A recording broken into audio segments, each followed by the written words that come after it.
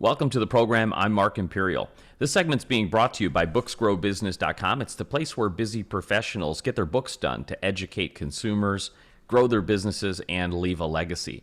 We're doing a series of spotlights on remarkable advisors across the country. Joining me on this segment is Brandon Steele. He's the co-founder of Mainsail Financial Group. Brandon, welcome to the program. Thanks so much for having me. Looking forward to going over some things here today. Brandon, tell us a little bit about Mainsail Financial Group and specifically who are the types of folks that you help? Yeah, sure. So we are kind of a full-fledged financial planning group. Obviously, investments is a big part of that, but we do everything really that touches our clients financially. So a lot of the folks that we work with are maybe pre-retirees or retirees and have done a really good job of saving. They're kind of at a point where they're trying to figure out how do they make sure to kind of preserve everything they've worked hard to build up, but really thinking a lot about tax planning, maybe starting to think about leaving a legacy and how all that kind of works together. So most, again, pre-retirees, retirees, that kind of range, but really we help people all across the board as well. Has anything changed as a result of COVID? Do people have different things on their minds than before? What's happened in your field?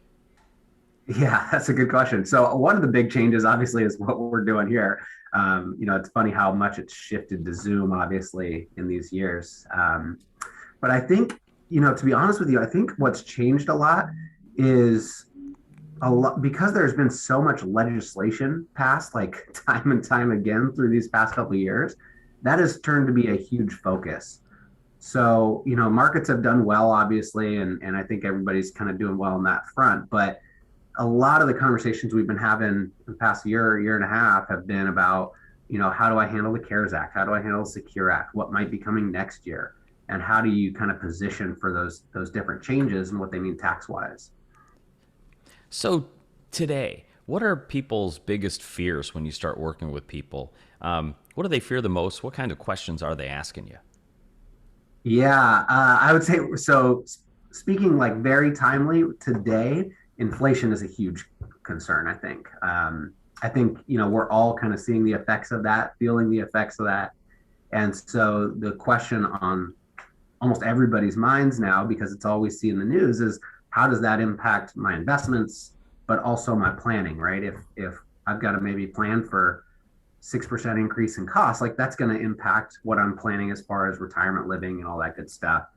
And then obviously, if inflation carries too long, it can have an impact on investments as well. So how do you make sure that you're kind of keeping up, not falling backwards, but not taking on too much risk as well?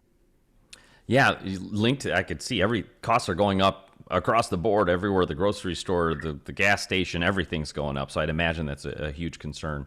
Are there any like common misconceptions or myths that people hold that you hear once in a while and you want to dispel? What are some big ones? Around inflation specifically, or just more generally? Generally, in anything around finances and getting people's financial houses in order. Yeah, I think probably the biggest thing is that like finances is all about investments. I think that that's one of the biggest things we run into. First time we sit down with somebody, almost always the conversation on their end is all about the investment portfolio and how that's handled. And don't get me wrong, that is extremely important, especially in this world that we're in today. But, the truth is there's so much value to be driven back on tax planning, on estate planning, like all these different areas that honestly, I feel like you can control better than you can your returns in the market. And so I think that's probably the biggest thing I see time and time again is just this constant focus on the investments. And again, don't get me wrong, very important. But if you start looking at those other areas too, you can drive back a lot of opportunity. Sage advice. Speaking of that, when you start working with folks, what are some of the big common mistakes or pitfalls that you see people making with their finances that you could help them in those areas? Right now, especially, is too much risk.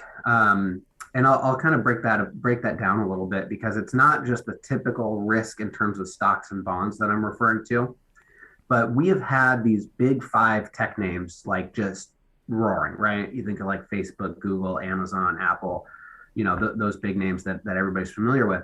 They've just been soaring and soaring and soaring. And one of the challenges is that we're in this world of buying an index, right? I'm sure you've heard that before. One of the challenges is that those index are generally weighted based on the value of the underlying companies. And so you may not be quite as diversified as you think, because really, like for instance, if you own the S&P 500, you might have 5 of those stocks making up 30% of your portfolio.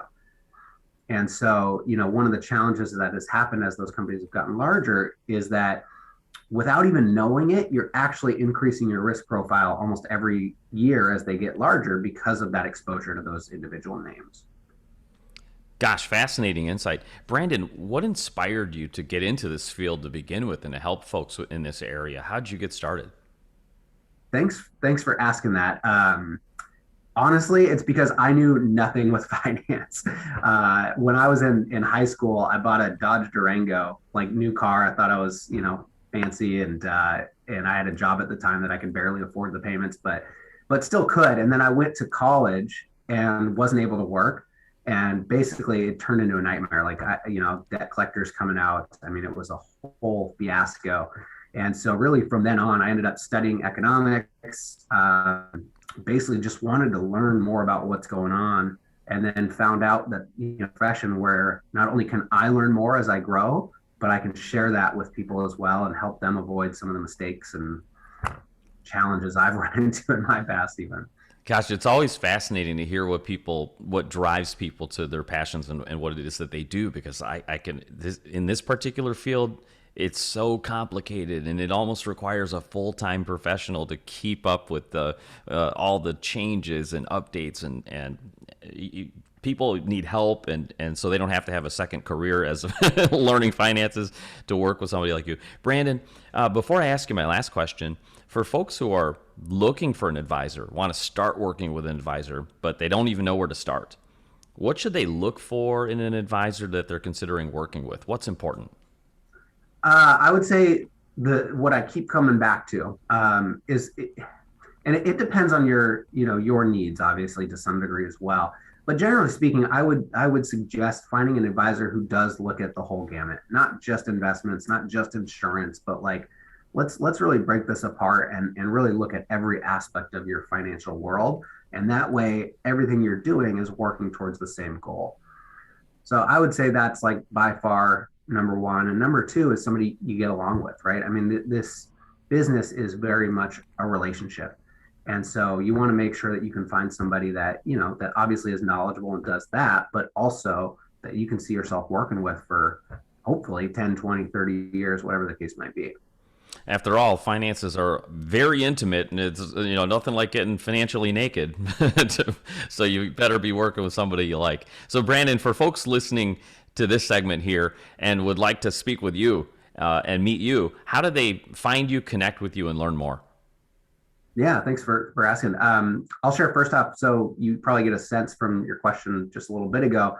I believe very much in education approach to our field. So we're all over the social media channels. If you want to check us out there, we offer a lot of content there to help get you started and bring some ideas to your attention. But if you do have specific questions or would like to sit down, you can either give me a call 425-679-6896, or you can reach out via email if that's easier, brandon@mainsailfg.com. Terrific. Brandon, you've been great. I really appreciate you taking the time and sharing with my audience today. And I wish you continued success for you and for all of your clients. Thanks so much, Mark. It was a blast. So thanks for having me on. That was Brandon Steele, co-founder of Mainsail Financial Group. And this segment's been brought to you by booksgrowbusiness.com. It's the place where busy professionals get their books done to educate consumers, grow their practices, and leave a legacy. That's all for now. I'm Mark Imperial, and thanks for joining me.